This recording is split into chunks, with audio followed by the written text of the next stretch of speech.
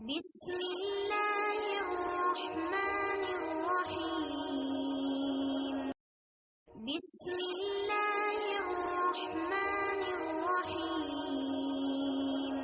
अस्सलाम वालेकुम रहमतुल्लाहि वबरकातुहू। मेरे प्यारे प्यारे बच्चों, आज हम क्या बनाए मन में ओखनी स्टाइल से, हमारे भै किचन की स्टाइल से बोम्बिल बटाटे की चटनी, एकदम टेस्टी। अभी इसको कैसा बनाए वीडियो में देखिए। अस्सलाम वालेकुम रहमतुल्लाहि वबरकातुहू। बिस्मिल्लाहिर्रहमानिर्रहीम। मेरे प्यारे प्यारे बच्चों, आज हम क्या बना रहे मालूम है? सूखे बोम्बिल बटाटे की चटनी, एकदम टेस्ट। कोकनी लोग का असली खाना है ये। और हमारे पास ना इमली नहीं है, आप इमली डाल सकते हैं, इमली बहुत अच्छी लगती है। लेकिन अभी साथ हमारा चल के कोई आएगा नहीं जाएगा नहीं, क्योंकि हमारा दीप बंद है। तो आज हम ये कोकम का क्या है, अगल अगल अगल अगल डाल के बना रहे। मतलब कोकम का मतलब रस कोकम का रस। हाँ, कोकम का रस है। हाँ। तो यहाँ पर हम लोग ने लिए है एक बड़े साइज का आलू, जिसको हम लोगों ने इस तरीके से क्यूब्स में कट किए ऐसा, ठीक है। और यहाँ पर हम लोग ने 50 ग्राम जितना हम लोगों ने यहाँ पर सूखे बोम्बिल लिए, जिसको साफ करके कट करके रखे हुए हैं। यहाँ पर 2 बड़े साइज के प्याज लिए हम लोगों ने, जिसको स्लाइसली चॉप करके लिए। 3 मीडियम साइज के टमाटर लिए हैं। और यहाँ पर मुट्ठी भरी हम लोगों ने कड़ी पत्ता लिया, मुट्ठी भरी हरा धनिया है, 1 डल्ली लहसन की है, जिसको साफ करके कूट के रखे। और ये अगल हम लोगों ने लिए, मतलब कोकम का रस। इमली भी ले सकते हैं। 1 टेबलस्पून अदरक लहसन का पेस्ट जाएगा इसके अंदर।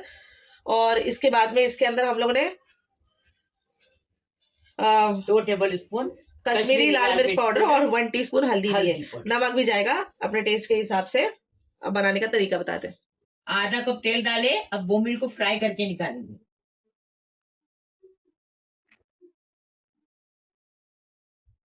अब ये हो गया, अभी इसको निकालेंगे। हाँ, अभी आलू फ्राई करेंगे। मैं किचन की तरीके से बना रहे हैं, आप देखो कैसा बना रहे हैं। बहुत टेस्टी लगता है, बहुत अच्छा लगता है।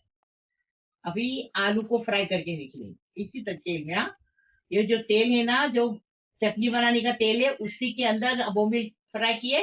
अभी आलू फ्राई करेंगे, अलग से तेल लेने की जरूरत नहीं। आलू को अभी फ्राई हो गए, अभी इसको निकाल देंगे। 1 टीस्पून जीरा डालेंगे, लहसुन डालेंगे, कड़ी पत्ता डालेंगे। अच्छा तर तर होना चाहिए। हाँ, अभी ये उसमें डाल दिए।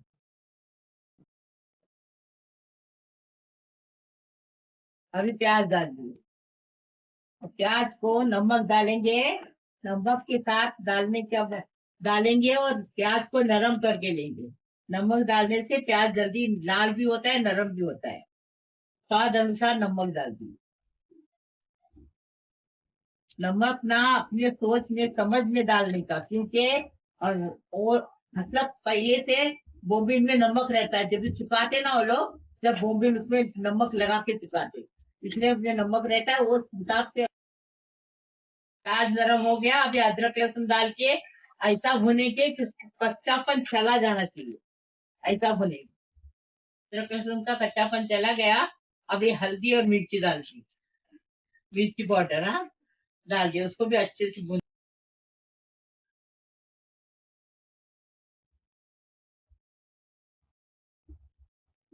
हम बना रहे, ऐसा बनाओ, देखो कितना टेस्टी लगेगा। हमारे तरीके से बनाओ। अभी इसमें आलू डालेंगे। आलू को अभी इसमें अच्छे से पका के लेंगे। हाँ, अभी आधे कच्चे आधे पक्के हैं आलू, अच्छे से पका के लिए बोम्बे बाद में डाल दिया पीने। इसमें पानी डालने का है तो थोड़ा पानी डालना, आधा गिलास पानी डाल दे।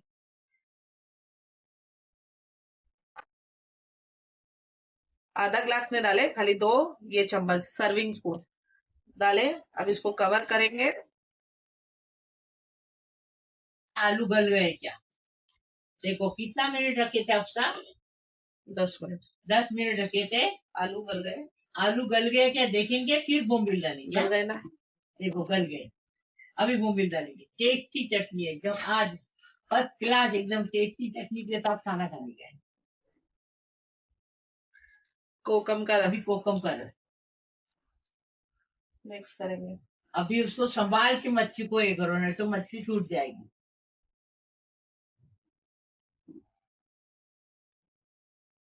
अब इसको 2 मिनट और पकाएंगे। हाँ, अभी इसको सब कर रहे हैं हम। हो गया, अभी कोथिमीर डालेंगे। मेरे प्यारे प्यारे बच्चों, तुम्हारे लिए दुआ कर रही हूँ, सारी दुनिया के लिए दुआ कर रही हूँ।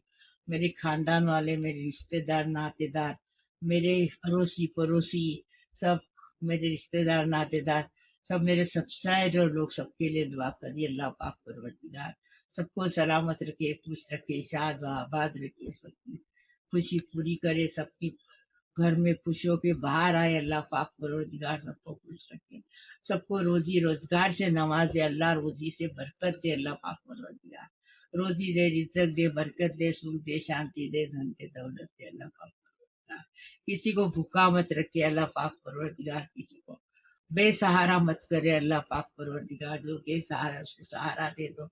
अल्लाह पाक परवरदिगार जो भूखा है उसको रोटी खिलाओ, वो पेट भर रोटी खिलाओ। अल्लाह पाक परवरदिगार खाना खिलाओ। अल्लाह पाक परवरदिगार जो उसके मजबूर है, लाचार है, उनकी लाचारी मजबूरी दूर करो। अल्लाह पाक परवरदिगार सब बीमार है, उसकी बीमारी शफात करो। अल्लाह पाक परवरदिगार जो हॉस्पिटल में अच्छे होके घर पे आने दो, उनके घर वाले को खुश होने दो।